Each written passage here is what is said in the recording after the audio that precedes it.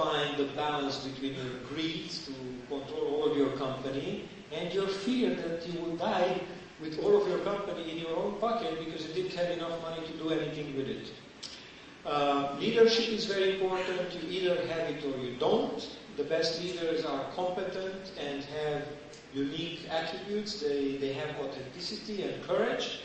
The best leaders operate in 4 dimensions, more or less. You have to have a vision. You have to believe in some idea. You have to have, of course, the check of reality, because every crazy person has a vision, right? And not every vision can be transformed into some form of reality. You have to have ethics to make sure that the reality you're creating is not a criminal reality, that you don't do things that will destroy your life, your company, and everybody around you. And of course, you have to have the chram, as our good friend Borat said, courage to go for it. And it will be hard. I guarantee you that it will be hard. But as I said, it will be the most rewarding thing that you can ever do in your life if you succeed. And even if you don't, you're going to learn a tremendous amount of it. And the challenge is to have all of these, contradictory things like vision, reality check, ethics, and courage in one person. And that is the person that should be the CEO. That is the person that should lead the company moving forward. How to fund it? Of course, there are different ways to bring in money. There is smart money, investors, and the venture capitalists. There is bootstrapping.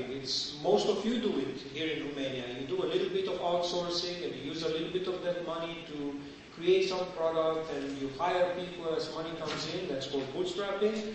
There is the so-called color money. When you go to a corporation that has an interest in you and they will invest in you, the problem is that that money paints you in the color of that corporation. And you may end up being their slave for life without any exit, because that's how they like it. And then, of course, there is the stupid money. It's good money, but it doesn't bring any information. You can take a mortgage on your house, you can get a bank loan, and so on and so forth. That is the business plan. In order to get money, you have to have a couple of slides about company and market, about product and competitors, and if you have a good business plan, you can raise money. What a business plan should be, and I'm giving here a couple of examples. You should have a mission statement, a very short thing that describes your company. What is your company all about? This should be more than a couple of sentences, and it should fit definitely on a business card. You should talk about the company, the basic spec, when it was started, how many customers, how much money, so on and so forth. You should talk about the team that you have in place, the market that you're going after. You should talk about your product and technology, how it differentiates. You should explain how you will go to market, how you're going to acquire customers, how you're going to make money. And you should not talk longer than you're allowed to. Absolutely. Here it is. Thank you very much. It's been a pleasure, and this is the end. Oh, I am surprised. Okay, thank you.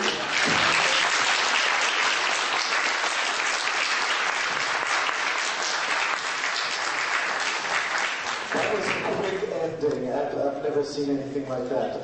Thank you, George. If you will have any questions of George, I'm pretty sure he's going to stick around. So hunt for George and ask him what the final part of the presentation looks like. This was our guest from the USA, as our friend Borat will say. And I will now hand over to Greg Marsh, coming over from the UK, actually. Greg is with Index Ventures, which is one of the leading venture capital firms in Europe. So Greg, your floor. 30 minutes, please. Thanks very much. I'm truly terrified of the chairman, so I'll be sure to keep to my time. So I think George's talk was excellent and made many of the same points I think I'm going to make again, but from a slightly different perspective.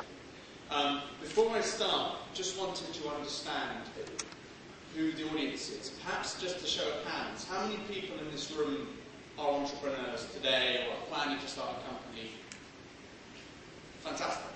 So this talk is really aimed for your benefit. And what I'm hoping to do isn't to tell you anything new or unique, but to try to explain a little bit of a perspective about how our firm, Index, my firm, sees what we're looking for. And to try to give you a bit of a flavour for what it is that gets us excited when we see a business plan and makes us think we want to work with that team, we want to work with that company, be part of their success. Just a little bit about who we are before I go into the meat of the talk. Index is an international venture fund. We have 2 offices in London and Geneva. Most of our investment activities in Europe, but not exclusively. We also invest fairly heavily in the US as well as in other places. We've recently made an investment in India for the first time. We have managed just over €1 billion, and there are 13 of us, mostly information technology investments, so it's very relevant to this audience.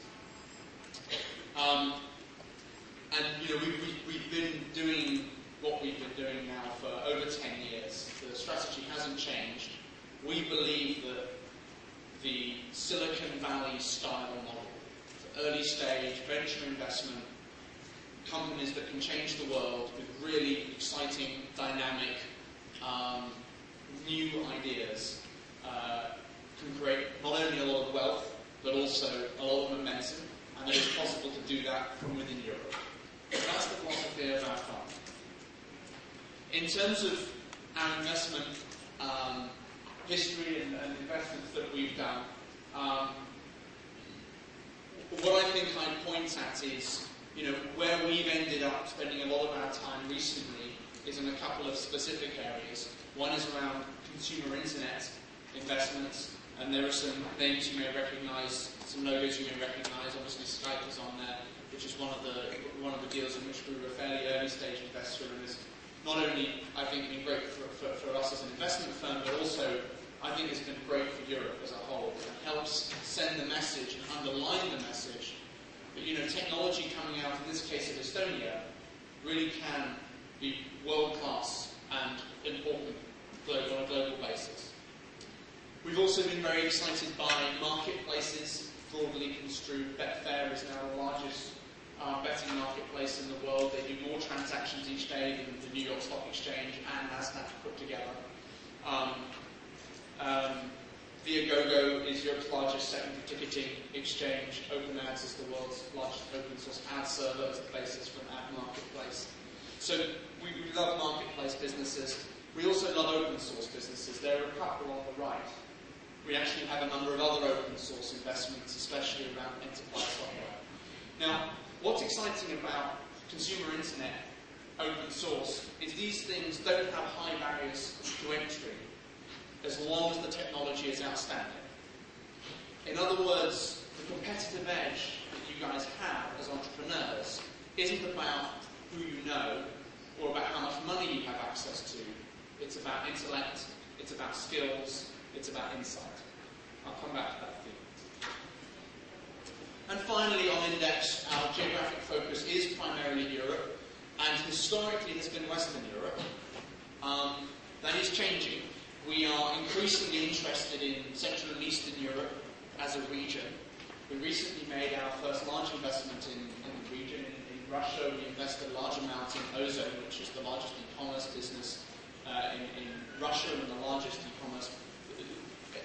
e-commerce business except for China in the non-English speaking world. So it's a substantial investment, and we're very excited about that opportunity. And it's also why I'm here, and it's why we've come back several times now to the region and are actively interested in meeting teams from Romania and other countries here.